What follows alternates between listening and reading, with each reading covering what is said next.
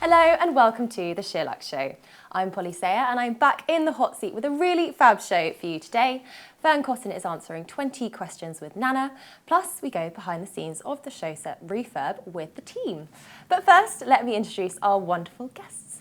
I'm joined by multiple podcast host Sophie Habboo, creative director Susan Bender Whitfield, plus founder of Black Girl Fest Nicole Crentsil. Welcome, everyone. So nice to have you all here. Nicole, it's your first time on the show. My first time. I'm really excited. Yeah, it's very excited to be here. And Sophie, I actually feel quite nervous being in the presence of, a podcast legend. No, stop. A hosting legend for sure. So, I'm so excited to be here. I love the new refurb. Isn't it looking great? It's so chic. Yeah, very chic. I'm like, it's the first time I've seen it myself actually. So it's good to be here. And Susan, lovely to have you back. Season to be here. Yeah. What have you all been up to? I know, Sophie, you've been in Ibiza, right? I've been in Ibiza. I was just saying before we started filming, I went to the north of the island. Never been before. Loved it. It's so organic. Everything was organic. Everything was homegrown. Like all the food was in their garden. They didn't have Diet Cokes. They only had organic Coca-Cola, which it tastes like, those little lollipops, the Coca-Cola lollipops. Oh, yeah. They're good. Yeah, but like one of those drinking, I was like, no, I need a Diet Coke. But apart from that, it was so good. Yeah, really nice. One bit of feedback for the box. Yeah, get me a Diet just Coke. let us have some badness. A dirty Diet Coke every once in a while. It doesn't hurt anyone. Very nice. And Susan, I feel like you've been like all over the country, The right? Isles, the English Isles. Very nice. I was in Scotland at Both House, which was an incredible place to stay. Really beautiful, amazing lake. Your own little sauna that you can log fire, that you can start up yourself. I felt like I was out in the wild. It was like really great. Yeah, nice. Wonderful 3 days there. And then I was in Cornwall at Watergate Bay, which was beautiful, amazing weather, surfing. Are you good at surfing? Yeah, I'm pretty good actually. Yeah, Got up first time after 6 years, so not that bad. It's a bit of a flex, isn't it? Very cool. And Nicole, where have you been? I was in Ghana visiting family. Amazing. Yeah, it was my grandpa's 95th birthday. Wow. So all the family came down and the baby was there and it was really nice. It was hot. It was insanely hot, but it was lovely. Yeah, well, Nana was extolling the virtues of Ghana a while ago, so now it's like firmly on my list. It's fun. It is really fun. Yeah. Never done it with a baby, so I was like, can I take a baby to the club? Or what's the procedures with this? But yeah, it's a lot of fun. But it worked. Yeah. And the flight, you and Nana told me two different things. Nana was like, it's like a 4-hour flight, and you were like, what's she talking about? It's like 6. So maybe we'll meet in the middle. 5? Yeah, on a good day. It's doable. Totally Turbulence. doable. It's a 4-day trip. You can do 4 days. It's fun. Yeah, definitely go. Yeah. Oh, well, I'm feeling the summer vibes. Speaking of which, the summer sales have started. Net-a-Porter started yesterday, so I'd love to hear if you've got any sale picks you've got your eye on. Sophie, I'll come to you first. Okay. The Row have some sandals, and it's such an expensive brand, but they're like 300 quid on there. No way, that's amazing. I know, like 60% off, and then there's some Saint Laurent glasses.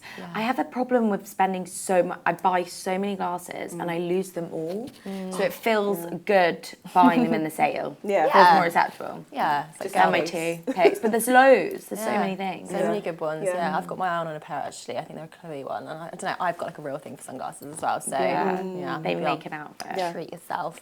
Nicole, how about Mine you? aren't really like a summer fit, but if you're in the UK, you kind of need it. But it's like this really nice half-price Balmain jacket. This really nice wool blazer. It's just like nice to throw over a t-shirt. Just a chill, structured shoulder. Really nice. Yeah. Cool. Susan, anything on your wish list? I have my eye on this dress. It's leather. Biker dress. It just ticks all the boxes for me. Nice. It's very expensive. So I'm just waiting until it goes down a little bit more.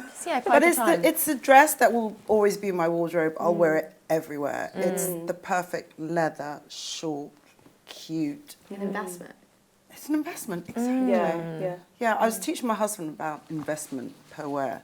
And he was like, what is that? And I was like, well, if you're going to spend like £150 on it, you're going to think, how many times am I going to wear it this year? And he was like, that's amazing. I'm like, girl math. He loved it. So, that's how I'm looking at that dress. Also, I'm looking for trays. So Is it a tray for like, you know, that you put on a coffee No, table? it's a tray just to have, you know, supper in, because I like things on trays. Oh, okay. I love a tray. I love a tray. You know, you have it in and I it's thought it on was a tray for like candles or something. Yeah, You could double up That's and the use mise en it. scene tray, which I already have.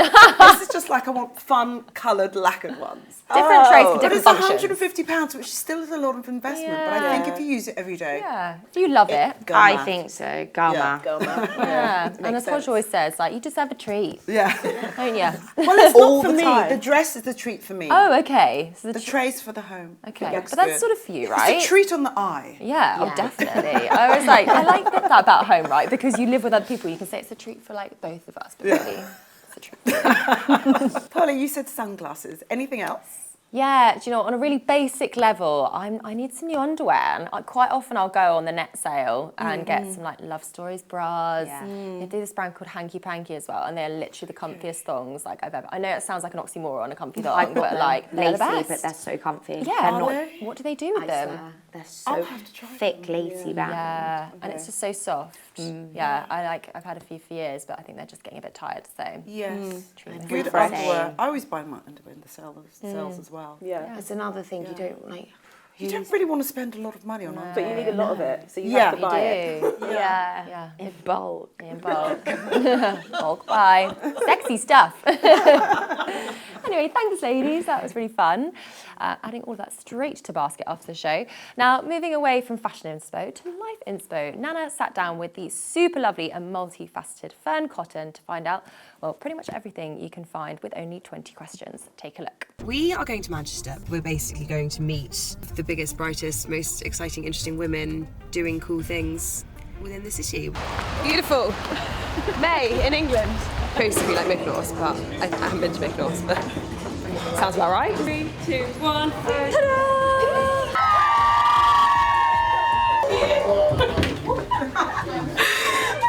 I just can't get over your. This isn't me. We've seen so many cool different parts of Manchester. It feels like we've seen every version of the city. I mean, we've really gotten to know the city over the space of a day.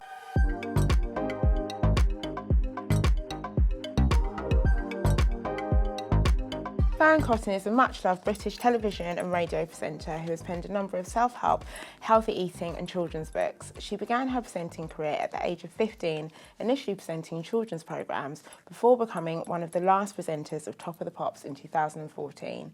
The following year, she joined Radio 1 as a DJ, moving over to Radio 2 in 2016. This June, Fearne is publishing her first novel, Scripted, in which the put-upon protagonist Jade discovers a series of scripts enacting infuriating scenarios that are yet to happen. And today, she is here to answer 20 quick-fire questions from her daily routines to how she juggles her busy life and what she has left on her bucket list. Well, Fearne, welcome. Thank you. It's so nice to see you. I know, it's so lovely to see you. It's been ages. It's been ages. What was the thing you starred me for something a while back? A shoot. I was saying we've done quite a few shoots We together. have. Anyway, I've got 20 in fact, quick fire questions, Okay. which I would love for you to answer. So let's get into Okay. it. First of all, what is your number one tip for a better mental health? Going easy on yourself. I think we put so much pressure on ourselves. We are so horrible to ourselves. That awful blah, blah, blah in our head the whole time, just beating ourselves up. We've got to be nicer to ourselves. Yeah. Talk us through your exercise routine. It changes every day depending on my energy levels and where I'm at, but it's a mix of a bit of yoga, a bit of running, a bit of this thing called The Class, which is like this streamed class from New York, which I'm obsessed with, where you make loads of noises while you're doing exercise, like stuff like that. How do you find joy in the day? Probably all through creativity. That brings me so much joy in my working life, dreaming up new ideas, getting creative. That makes me, at times, like almost euphoric, I would say. What is the best book that you've read lately? Ooh, I loved Yellowface. I thought it was, did you love it? Yes, I could not put it down. I couldn't put it down. I think I read it in 3 days. Yeah. It was so ghastly, but amazing and terrifying and tantalising and everything you want in a novel. I loved it. Why did you decide to write your novel? I didn't necessarily decide to write it. If anything, I was probably going to write a non-fiction. But then I was out running and this idea landed in my head, pretty fully formed. And I was like, what the hell is this? Like, is it a TV show or should I tell someone about this idea? And then I was speaking to my friend Claire, who's a writer, and I said, I don't know what this is. Maybe it's a novel. And she said, well, just start writing it tomorrow and see what happens. So really incrementally, this story started to unfurl. I didn't tell anyone, didn't tell my literary agent, didn't tell my manager. And then I thought, I better show someone in case it is awful. And then luckily, I had some good encouragement to sort of carry on with it, and now it is a book. It's so a fully it formed sort of book. chose Can me. we see it? Yeah, well, this is the proof. So it's slightly different when you get the proper hardback, Yeah. but this is Jade on the front, and it's called Scripted, and I think it will hopefully be a book that really encourages all of us to try and find our voice and our confidence when we feel we can't say no, or we're not saying what we really want to say. That's the sort of main theme that carries Jade through the book. Yeah, amazing. Which other authors have inspired you? So many. I mean, I'm obsessed with all the obvious people like Taylor Jenkins Reid, who I've just read all of her books, and the way that she transports you into another world is everything I want from a novel. I'd say Elizabeth Gilbert is someone that I've always looked up to. I've read all of her books, and I love how giving she is about her own experience and story. I love Elizabeth Day, who's a really great friend of mine, and we always sort of cheerlead each other, which feels really gorgeous. I love Coco Mellors. I loved her last book, and I'm about to start her new novel, which I'm excited about. So there's just a lot of really good females out there. Best box set that you have streamed? Netflix, Disney, Apple? This is quite niche, but I like watching this French real estate show called The Parisian Agency. Oh, okay, so And it's like Selling Sunset, but like the French version. but they're a family. Maybe less trashy. Much less. I think it's less trashy. I don't know. It sounds it because it's French, and French is just chic. But it's a family. They've got 4 sons, and the parents, they all sell property together, and you get to see these exquisite Parisian properties. And I just sit there and just let my brain go like flatline. Yeah. And oh my God. love. What is this on? Where can we watch Netflix. this? Netflix. Yeah, babe. Oh, okay. Get There's involved. one to add to the list. It's so good. Also. Best experience you've had in your career? Well, I would say writing this novel probably has been the best creative joy ever, because it was a really insular process, and I love being on my own. And it just felt very liberating, having that full autonomy to have an idea and then make it whatever I wanted. I love that freedom. But aside from the book, I mean, I've been so lucky to have done so many ridiculous things over the years and meeting all these amazing people. Certainly sort of having the live lounge when I was at Radio 1 felt very special and a bit of an honour, and lots of big key memories involve being sat in a small room with someone really famous singing like a metre from me. Been a hell of a lot. Biggest career challenge so far? Leaving Radio 1 was huge. And I left for lots of reasons. I think you feel a natural expiry date on the horizon, but also I was going through a ton of stuff mentally that was sort of deeply uncomfortable, and I knew that I just needed a massive life overhaul. But when I left, it wasn't like I was leaving for anything. I don't know what the hell I was going to do. I was about to have a baby, and really writing Happy a little after that was the catalyst for everything else that I've ever done. Yeah. And I'm so grateful that I had that opportunity. But it was so scary. It took a long time to build myself back up and build my confidence back up, because I had none. And I think I'm still in that process now, and I'm not in a rush. I think it's nice just to incrementally find your way with these things. I think with those things as well, it's like sink or swim. Who is the best person that you have met on your journey? God, I mean, there's been loads. There's been lots of people, really key people that aren't in the public eye that are just great mates and have been brilliant support for me over the years. But I think we want to hear like juicy, exciting stuff, don't we? So certainly interviewing people like Brené Brown and Elizabeth Gilbert on the podcast have been massive moments. Brené Brown was the top of our dream wish list when we first started. And I'm not joking, it must have taken us 4 years to make it happen. And we were constantly trying, going through her publishers and all different sort of avenues. And I was so nervous because I built it up for 4 years that I almost ruined it for myself because I was too alert and like, you know, I needed to just calm the hell down. So it took about 10 minutes of the interview for me to like get into my flow. Yeah. But I think she's amazing. Same with Liz Gilbert. I just am obsessed by her. And when she came on the podcast, that was face to face as well. It was everything I'd hoped for, Yeah. and she still is just a huge source of inspiration for me. Oh, I love that. Have you got any advice for pivoting between careers and juggling lots of different things? Like we were literally just talking about. Yep. All of this. All of this. We walked in, how much you're juggling at the moment. Yeah, it's not an easy thing to juggle all parts of life successfully. So I've narrowed mine down to 2, and that is family and work, and I don't really do anything else. So social life's gone right down the pan, but that is, you know, for now. But I really want to be creative and push myself at work, and I really want to be there for all the key moments of my kids' lives and do all of the mundane stuff that goes along with it, like bedtimes and bath times and cooking for them. I don't want to miss any of it. So I stretch myself so thin to try and do it, and there's definitely no room for anything else. So I would say make your pie chart really simple and have like 2 or 3 sections. Don't try to be doing everything else. Yeah. It's just too much. Yeah, you'll burn yourself out. Yeah. Worst celebrity you've ever met? This is such an interesting one. Have this. I'll tell you mine if I tell you yours. Off camera. Off camera, exactly. I mean, there's definitely been difficult people over the years. I mean, not on the podcast. I feel very fortunate that everyone's been a dream. Yeah. But I'd probably say in earlier parts of my career, radio Top of the Pops, I mean, you certainly encounter like divas and people that don't want to do what you probably need them to do for the show. Can we name any names?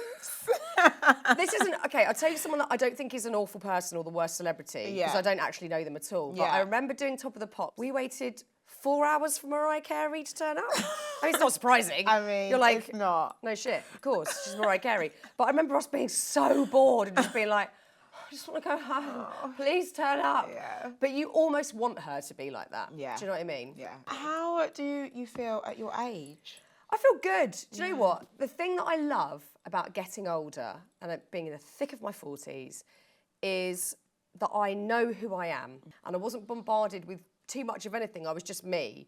20s and 30s, I was a sponge, but I was also just like, who am I, and who do you need me to be? Yeah. And also for me to get that job, I need to change how. And I was just this sort of very malleable personality who could fit into whatever.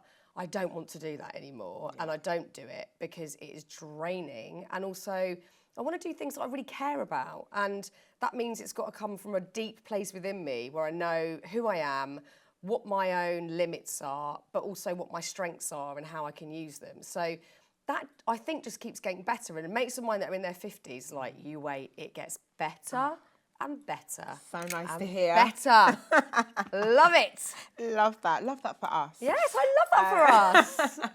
Biggest life lesson you've learnt so far? I mean, it's so obvious, but I think we cannot hammer this one home enough, and it is to go with your gut.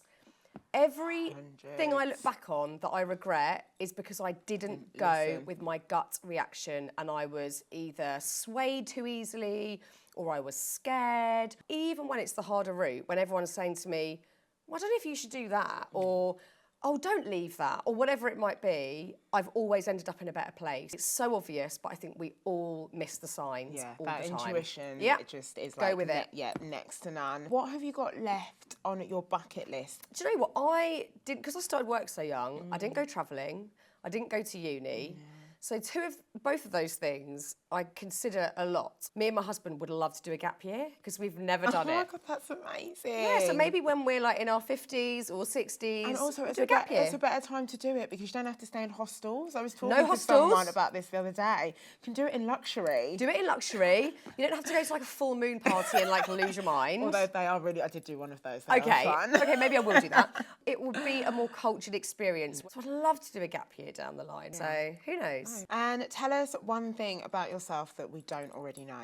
Probably that I am a really good dancer, and I trained as a dancer from 5 to when I was about 18. I did ballet and contemporary and tap. I thought I was going to be a dancer on Top of the Pops. That was the goal. Yeah. And then I went And off then on you another presented tangent. And then Top I of ended the up Pops. presenting it. But I'd always be looking over my shoulder like, I want to be doing what they're doing. That do looks really that. good. And I don't really do it anymore, but I can. I can still do ballet. I sort of do it privately, just in my bedroom. Oh my gosh, you should we should see some of that. I don't know I don't know what that looks like, and it scares me. And I'm not going to go on Strictly, so I just don't know. Well, but you could do Strictly. no, I couldn't take the pressure. It's too nerve-wracking. There's no way. There's no way. But I love dance. It's like one of my great passions. Oh my gosh, I love that we've learned that about you today. Here we go. And lastly, what is coming up next? Obviously, the book. Yes, so we are in a really busy period because this is coming out, and then the 2 Happy Place festivals are imminent. The first one in London is the middle of July. Now. Yeah, we do 2. So we do July, and then end of August, September, we do Cheshire. So we do Tatton Park. Yeah. So we've got tickets on sale for that at the moment. We've curated these beautiful festivals again. We're in our 5th year. The best meditation teachers, best yoga teachers, breath work. You've got talks all day. You've got arts and crafts. You've got a nutrition hub. You've got a kids area, there's an expressive arts area, there's so much going on, and it is the most joyful weekend. We've got a lot going on and a lot to juggle, but it all feels really exciting. Yeah, oh my gosh, that's amazing. Thank you so much. Thank you. I love that. So good to see you. I know, it's been so lovely. And yeah, thank you, Ferne, and thank you guys for watching.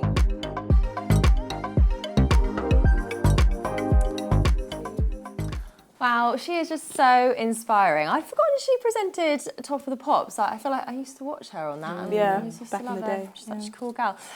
So Ferne has just written her first fiction novel, which got us thinking, would you guys write a book? Do you think you've got one in you? And what would it be about?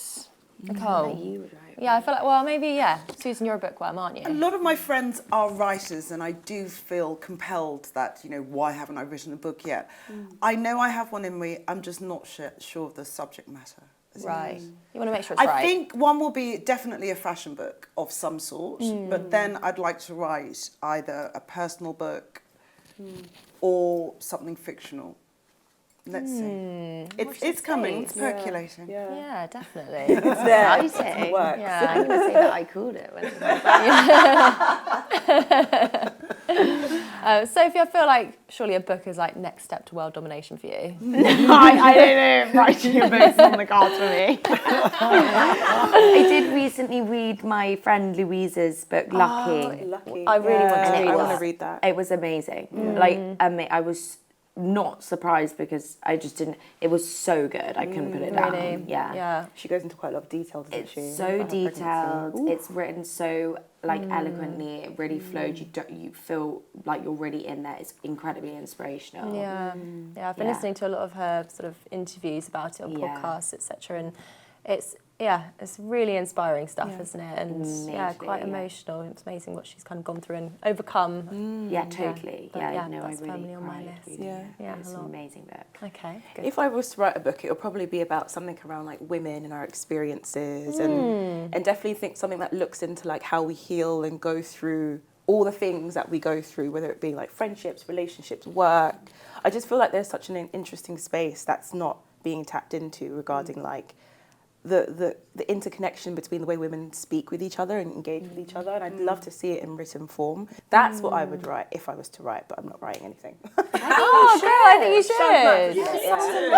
Sounds like a fully formed idea. I love it. Yeah, it's getting there, Yeah. We'll see. Watch this space. Yeah. Nice. And What about you, Polly? well, God, do you know what? I'm not much of a reader, I have to say, but the books I do like reading are all about like psychology and things like that. So I don't know. I mean, I literally have no qualifications in that field, but like maybe I could just do one and then write something about it. But yeah, I feel like if I were to, that'd be the kind of thing I'd be really interested by. Yeah. You know, I don't know if I've got much to contribute in like, a fashion book that someone else like Susan could write better. So maybe I'd do something really left field, like psychology. But yeah. Well, talking more about books, I actually am looking for some more recommendations because I haven't read for ages, but I want to get stuck back in. So I've got a couple of holidays coming up. Have you got any other good book recommendations? Susan? I've just finished reading a book called Duveen, and he was the architect of the super gallerist back in the early 1900s.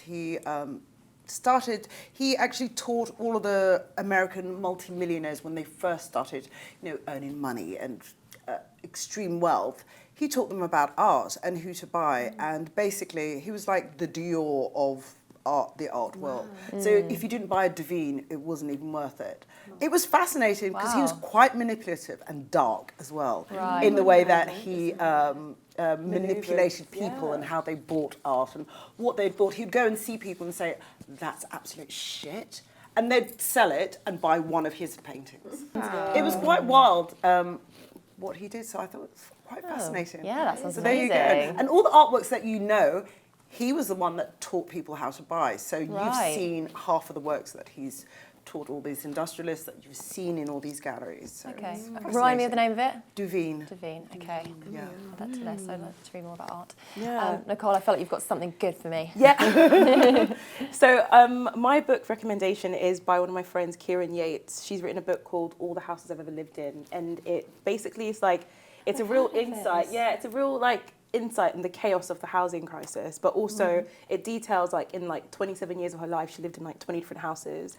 But it's quite humorous. It's really funny the way that she's story tells about her experiences with living in all these different houses. She's lived in Wales in a car dealership space, and she lived in multiple houses and moved around. And so yeah, it's a really, really good book. It's something that I picked up recently because she's friends with my partner, and yeah, I just loved it. It's really good. Yeah. Oh, wicked. Yeah. That sounds fascinating. Love that. Sophie, and how about you? I haven't read them, but I'm seeing everyone talk about these is it Colleen Hoover? Yes, it's the It Ends With Us, isn't it? Yeah, they're making a movie with Blake Lively, I think, as the lead. I don't know, I feel like the story's like a girl that gets into this romance with a guy who's a bit of a red flag, slightly abusive. Yeah. But it's that type of genre. Yeah. Fictional, easy read. Yeah, nice. Well, we've got some real highbrow and some easy reads in there. Something for everyone. Really intellectual.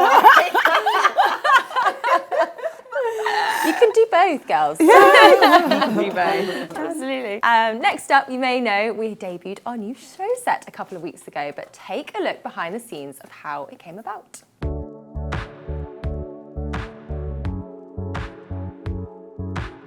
So we are down in the current show set, which is being changed tomorrow. We're super excited. Henry Prideaux of Henry Prideaux Design is completely redesigning this space for us. So this is the before. We've had this set now for 2 years. So this is our old show sofa, which we had recovered. We did quite a quick job and got some sort of high street accessories in. These are Zara. Time for a bit of a new lease of life, just to make it a bit more glammy and in line with SheerLuxe as it is now. And then also, this is where we do one-on-one interviews or two-on-one interviews with guests, and we also do fashion content down here as well for the show. So there's a whole new look and feel coming. This is really exciting.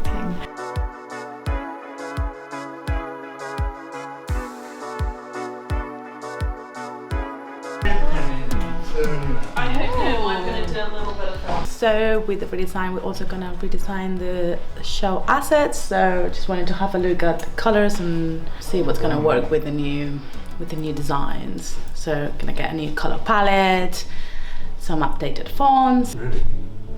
I'm gonna be able to get a nice color swatch from here.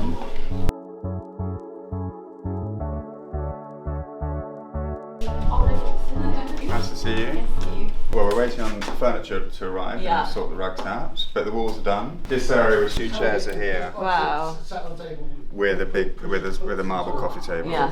Then the sofa, the chair, and the 2 chairs for here arrive in about 2.5 hours, 3 hours. Wow! Oh my god, it looks so cool! Look at that! Wow! I can't believe it's the same space. It is the same space. I don't even want to walk on the carpet, but I'm going to. Yeah, do it. I love the sofa. Oh, look at this. Oh, it's so comfy. I love this. Is my favourite. Love this. Oh my god! Look at this! Wow. Everyone will be a bit closer, which is nice. Yeah. A bit more intimate. It was meant to be a bit more convivial, that was the thing. It felt it was a bit too square before. Well done, thanks. No problem. Hey, hi. Where are you off to? I'm off to see the new show set. I've just written my feature and there's a couple of details I want to go and check. So do you want to follow me? We can go and check it out. Let's do it. So where did you even start? So what happened was I have featured a guy called Henry Prideaux, who is an interior designer, quite a few times, and then I went to something last year called Wow House, which is at Chelsea Harbour, where they have room sets with the most incredible interior designers working. He had done a kitchen there which was so incredible, and when we talked about doing the set, he was the first person that came to mind, and he said yes. Exciting. Sorry, I don't have a pass. Neither do I. Adrian has one. They're not, no one's in there, right? No. Oh my god. That's going well, isn't it? Shall I go and get a part? Do you have a pass for downstairs? Yeah. Thanks! Take 2, Georgina. You need to tell me where everything's from. Okay, so the good news is there is a feature on the site that's called like Shop the Set, so it's got everything with links, you can buy it, it's got background on all the brands that have collaborated with us. But I will talk you through a few things. This sofa, it used to be an L shape, we've now got this curve, and this is Ben Whistler Blue Label. So Ben Whistler used to be only for commercial use, incredible hotels they fitted out, any big grand gorgeous bar in a hotel in London. You can now buy it, they've got something called Blue Label, and have it covered in any fabric you like. So Henry chose for us this gorgeous velvet, which is Fox Linton, which is a British brand, and then over there the chair is Fermoy. This one is from Eadie and Crole, this fabric, 2 female designers. This fabric is from Teyssier, founder of that brand, has a real passion and interest in archive fabrics. And then the trims are Samuel and Son. Henry himself has a collaboration with a rug designer called Jennifer Manners, and the rug on the floor is the Rondelle rug that he designed with her. It comes in lots of different sizes, so you can definitely go bigger. And on it is sitting this, well, incredible and incredibly heavy coffee table, which is Pure White Lines, who also supplied the side tables. And I just think the veining in all these pieces amazingly brings everything together. There's quite a lot of pattern going on here, but it's not loud or shouty. Everything just kind of works really, really well. The wall covering is Lincrusta. It's called Tropical Leaf. That's been painted in an Edward Bulmer paint, as has the rest of the wall. One is called Stone White and one is called Spanish White, and they just tone really nicely and give lots of interest without kind of shouting too much into the camera frame. What's more incredible is what's behind you though, Al. It's my favourite section. It wouldn't be SheerLuxe without a little bit of blush. It's the most gorgeous corner to sit and have a lovely chat. Silk curtains are George Spencer design. Incredible. Side table, again, Pure White Lines. The chairs are the Ben Whistler Blue Label chairs. This is Nobilis, this fabric. The rug is Jennifer Manners. It's just got this great chunky weave. I think it's called the Antibes. I just want to give a massive shout out to Henry's partner, business partner and wife, Amy, who is the brand director at Henry Prideaux. She has been integral in bringing so much of this together, and they are like the dream team to work with. I mean, this is so amazing. Are you thrilled? We're thrilled. Yeah, it does look even better than I thought it was going to look. So well, we've got our first show tomorrow, and then we've got our first interview tomorrow with Liz Earle and Joe Good. So we're gonna put it to good use already. I mean, love Can't it. wait. I know. Worked so long. Never say. Oh my god, it looks so nice. I haven't seen it. It looks like a proper set, do you know what I mean? It's very grown up. I love all the little, like, this is what interior designers do that humans, mere mortals like us, can't do, which is tying together all these little colours so well. So, like, I love that, the little chocolate brown marble side tables, but then the little bits of pink, but then the sort of rusty coloured cushion details, and it's really, I love it. It's got a kind of 70s feel to it, which I'm really into. We're about to start our first show in the new set. Good luck, everyone. This is a new set, is it?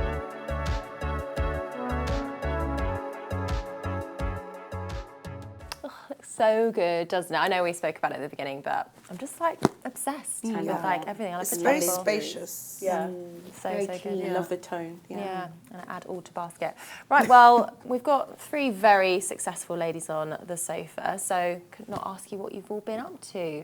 Nicole, can you tell us a little bit more about Black Girl Fest? Yes, so Black Girl Fest, we started out as a festival in 2017, really celebrating and amplifying Black women. over the years, we've kind of developed, and now we operate as a cultural studio working with brands and businesses to really kind of push amazing and compelling stories about Black audiences. And most recently, we've just re-announced our launch of our partnership with Glossier.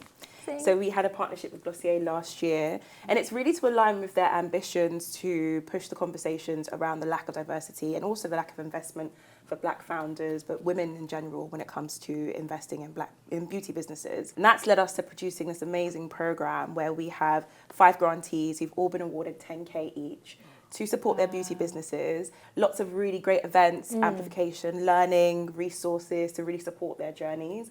And the program started last year, which we've done an amazing job in supporting the 5 founders who we've selected. They're all going on to do such amazing things, raising more investment capital, expanding into new markets. They're just doing so well. So I'm really glad we were able to do the program again this year. Just announced the grantees, and we're hoping to support them over the next 12 weeks. Great. Can you reveal any of the names of the new grantees yet? Yes, we can. So one of them is called Ami London. They do beautiful skincare. We've got another brand called Carrie B. They do tanning products as well, which is really great. We've got Ore Miche, fragrance, first time we've ever had fragrance. Amazing. All based in London, and they're just all really excited to be a part of this. And the Glossier team are amazing. They're so invested, from the CEO, CMO, everyone's really excited about the UK grantees. Yeah. That's amazing. What an incredible initiative. And Thank people you. can find out more about that on your website? On our website, on our social media. The Glossier team are also posting about it. We're going to do some really cool events in their store in Covent Garden soon. So there's going to be lots of really great, exciting things happening. Amazing. Well, thank you for sharing with us. Thank you. Sophie, you've just finished the Newlyweds tour, right? Yeah. How did that go? Oh my God, it was so fun. It was really fun. Dublin, have you guys been to Dublin? No. Wild. Wild. I cannot explain it. I was like, the Irish, they're so cool. I couldn't move there. Yeah. But it was really fun. I would definitely do it again. It was a lot. I'm just very grateful that we had that sort of audience. It was quite surreal, I think. Yeah. Did you find it quite sort of overwhelming, or were you quite comfortable with because I know it must be a big deal going from, a podcast setting to a live audience of that scale. So did you feel comfortable doing it? Walking, what's funny? I actually would prefer to do something with that amount of people than to sit and do a podcast in front of my friends. Really? I prefer that. We started in Glasgow on a Wednesday night, and we were like, God, are they going to be up for it? And they were just such a cool crowd. And then as we went on, and by the time we got to London, it was kind of felt like second nature. Yeah. So you definitely get into it, but it's honestly the most exhausting thing, the adrenaline. I couldn't sleep till 4 a.m. after every show. Oh my God, yeah. I need to go to sleep. Yeah. So that's sort of high note, but it was so fun. Yeah, you do it again then, right? Do it again. Okay, for sure. cool. And was there anything you learn about yourself, or anything you do sort of differently next time, or just what your key takeaways, I suppose? Key takeaways: don't have a Red Bull before going on stage. Bad decision. I got out and I was like, can't talk. I feel like I'm about to have a part. I literally, I mouthed to Jamie. I was like, I'm about to have a heart. He was like, no, never do that again. So no matter how tired you are, that adrenaline's gonna kick in. Just don't dose up on caffeine. And just enjoy it. I think we really enjoyed it. I had a lot of fun with it, and got my family on stage at the end, and we were just being really silly. And I think that I look back at it, and I'm like, oh, if we don't ever do it again, we really just had a lull with it. Yeah, oh, fun. And how did you prepare? Did you want to change it every other show, or keep it different, or did you keep to script? Or? So we actually started, we rehearsed, we went to Liverpool for 3 days before and rehearsed, and then we started in Glasgow, and it was sort of quite well rehearsed.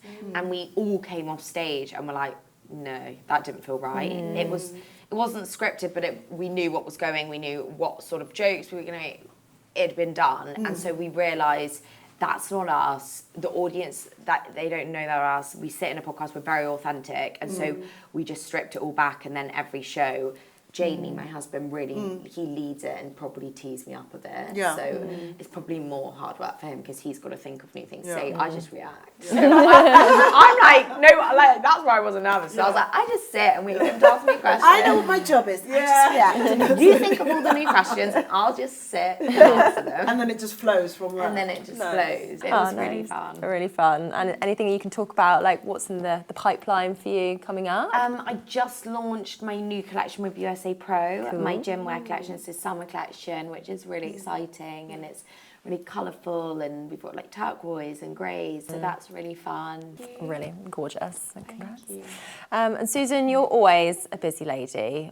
Tell me, what have you been doing? What have you got coming up? I've been shooting quite a few campaigns and advertising, which has been a bit different for me because I don't usually shoot campaigns. I haven't done campaigns, and I'm going back to that again, which is supposed to be fun in itself. Yeah. And I'm doing a lot of writing. I'm writing a treatment at the moment, which is, it's like pulling teeth, actually. Right.